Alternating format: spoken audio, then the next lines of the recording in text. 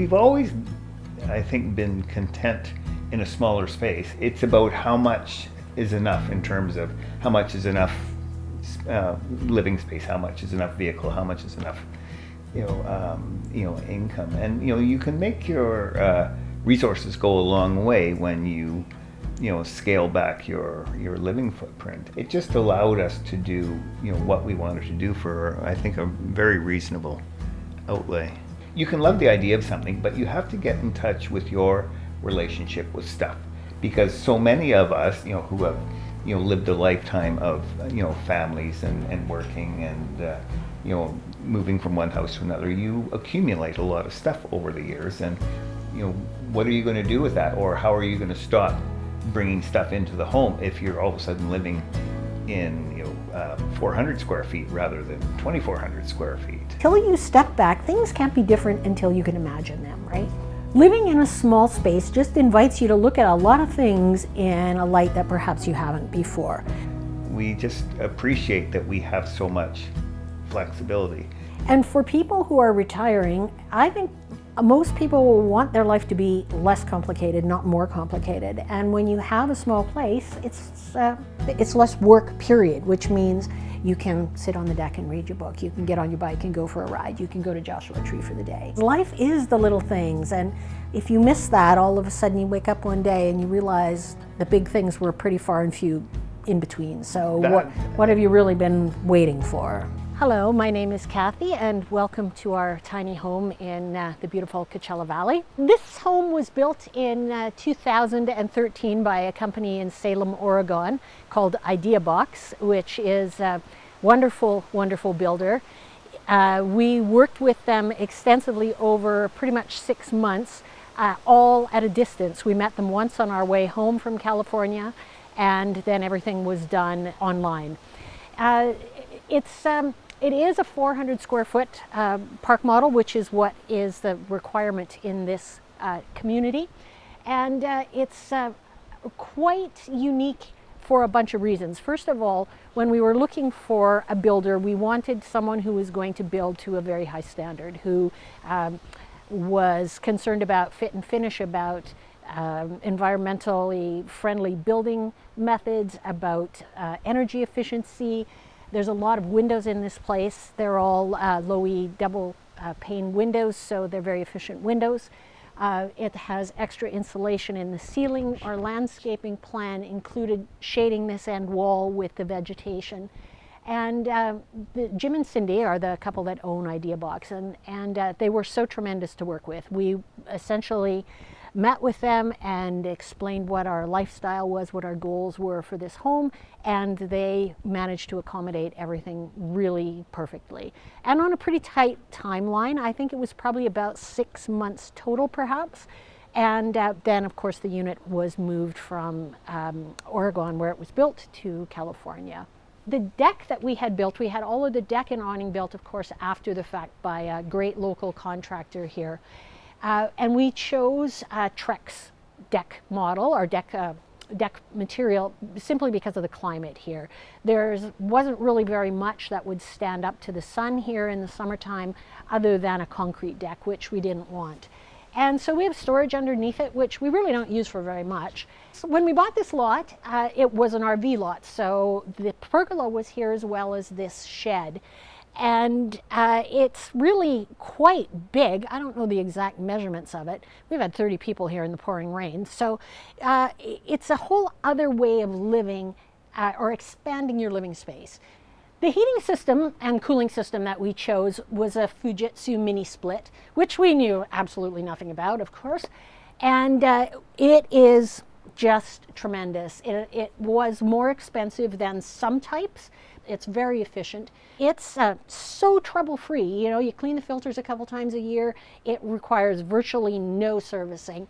And it's super energy efficient. I think the highest power bill we've ever had here in the summer with the air conditioner on, and we also leave our fridge running, is about $30 a month. So this is the bunkie. We call it the bunkie, and it's kind of our multi-purpose extra everything. We do a lot of different things with this space right now. I have a friend here from the Yukon, And so it's set up as a little spare bedroom. But I use it as an art studio sometimes. I have a massage table that I set up in here sometimes. And when we leave in the fall, everything that's out here has to be Jenga'd inside the shed when we leave. So it's a great, it's just really a great multi-purpose room. And I think that's one of the things that you kind of have to do if you're going to live in a small space. You have to be creative about how you use what you've got. Welcome to the inside of our tiny home.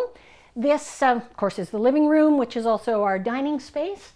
And I think the first thing that people are always blown away by in here is how, wow, this feels really big. And it does. There's a lot of vertical volume in here. And because of the shed roof design, it's 11 feet on this and 9 on the other side. And so there's a lot of space in here, and there's a lot of vertical volume in here, and there's a lot of windows. So you don't feel like you're in a small space. You get a lot of outside space that you're able to borrow. And so it makes it feel like you're kind of inside outside, which was the whole goal. We did kind of have a hard time finding furniture this scale. As anybody who's been shopping for a tiny house knows, most furniture is much larger. We're really pleased with the overall feel of the home. When we first started talking about it, it's kind of hard to imagine because you live a certain way in one home and you need to live a different way when the home is different. So what we wanted open, we wanted it spacious, we wanted it bright, and we wanted to feel like we were kind of outside when we were inside. We have our random window that was chosen by our architect. He just was really wishing that someone would let him put one in, and we said, oh, do it, Jim, go ahead, give us a window. So he gave us this great window. We also wanted a great kitchen. We're big cooks. So being able to keep the walls clear, again, makes it feel a lot more spacious in here. And the footprint of the unit itself is actually 1.5 feet wider for this middle section. And what that has done is that's allowed us to have a full-size kitchen and a really big bathroom, which you never get in a park model. It also negated the having to have a hallway because you walk through the kitchen and you get to the bedroom. So I think it's such an efficient use of the space in here. There's no wasted space in cupboards or closets or hallways where you're just passing through. It's all usable space. Putting these transoms in over the doorway, they kind of do two things. They bring your eye down to the same level as the clerestory windows, and they also facilitate the movement of the air really well. We put ceiling fans in both rooms, and with the mini split, it's very easy. The temperature is really constant in here. The flooring in this place is actually, it's a laminate, but it's got such a great pattern. And again, that's one of those design rules that we broke. They always say, oh, you shouldn't have big, busy patterns in small spaces. Well, I think you can, but maybe you shouldn't have more than about one of them. So it's a laminate and it's pretty indestructible. We were, and at 400 square feet, it's kind of one of those expenses that you can splurge a little bit to get something that you really love. I'm all about drawers in a kitchen, and so IKEA has the full extension drawers, the soft closed drawers. We've fed like 25 people with these dishes. It was very hard to find good quality 24-inch appliances in the States. This is a Smeg stove. It's European. And it's a convection propane stove. We can't have electric stoves in the park because of the electrical requirements. So this is propane, and this is a sweet baby of a stove. This was absolutely the right thing for us. We wanted to have a range hood, mostly actually for the lighting. There's task lighting right on the stove, and when you don't have top countertops, you don't have that direct lighting on your work surface.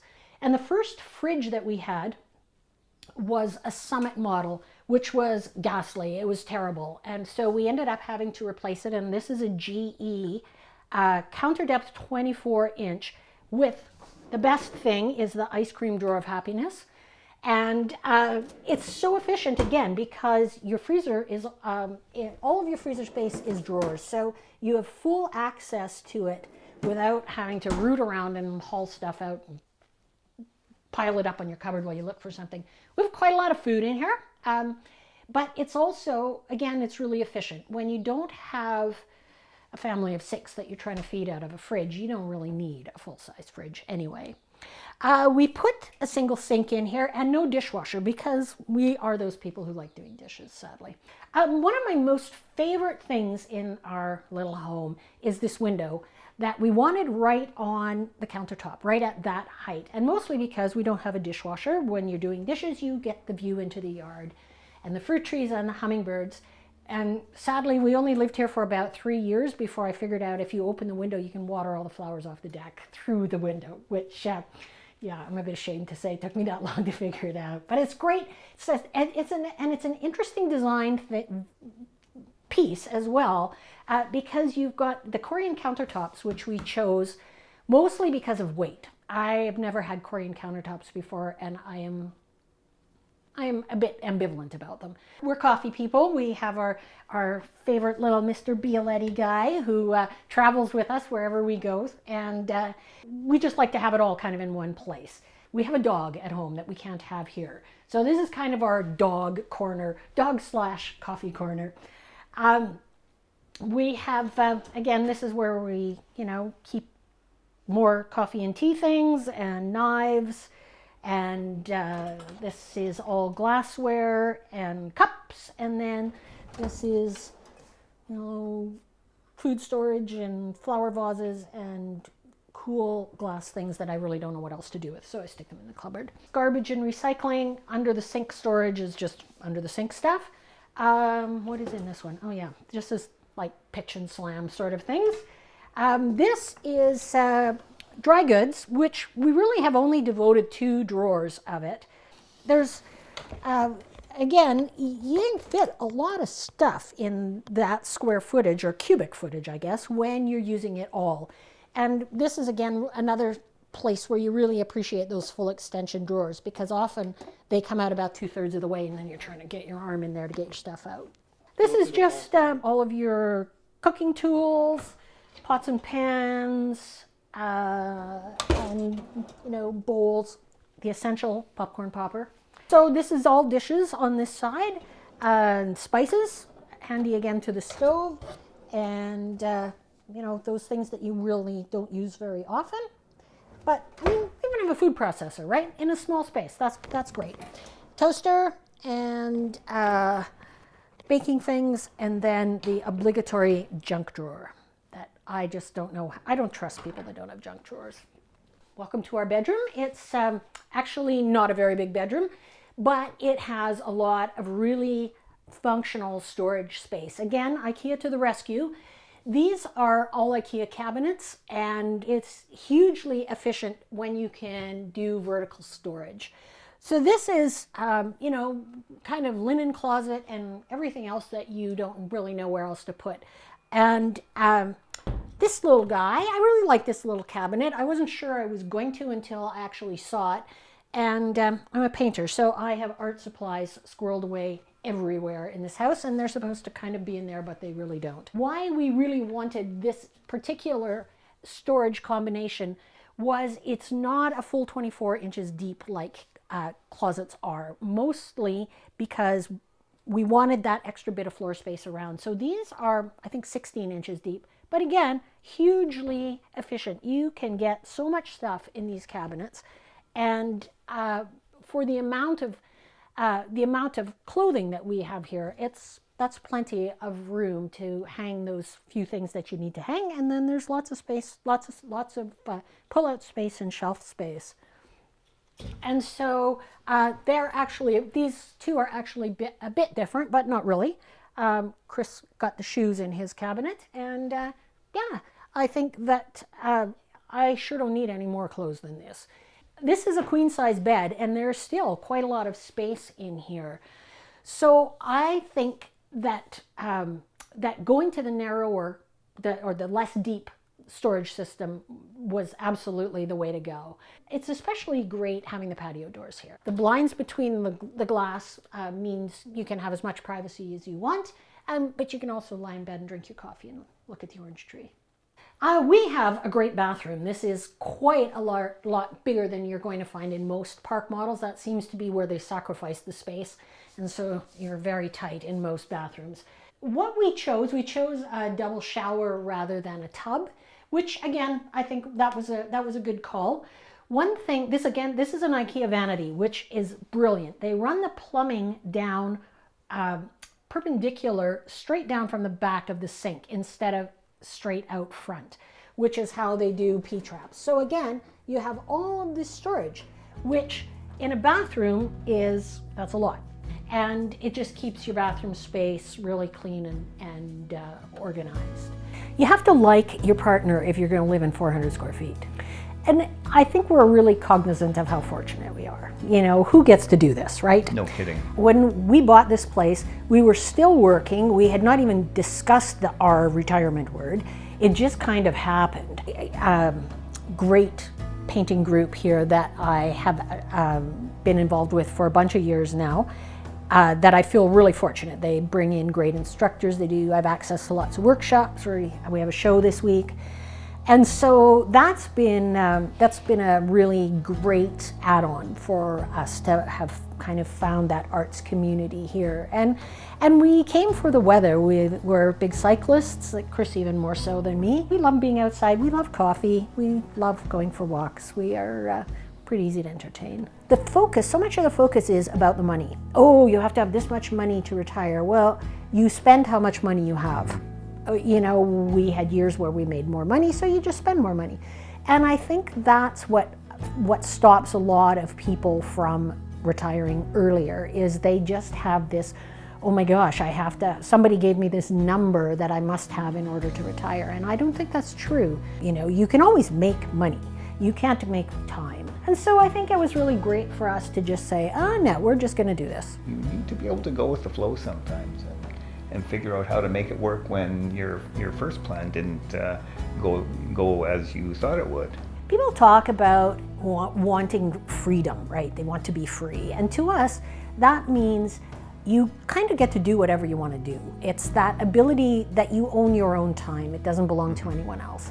Retirement is the luxury of time, and we don't always have that luxury when we have so many other commitments. Well, how can I reduce my footprint, reduce my cost of living to the point where actually I get to have a really great balance of both of those things?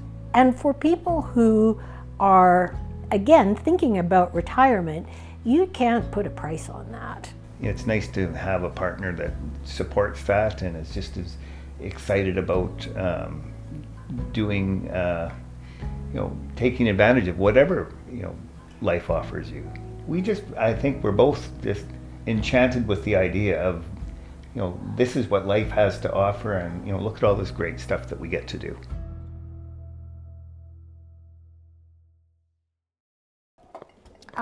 What's this? Oh yeah, dish towels, linen, very messy, sorry.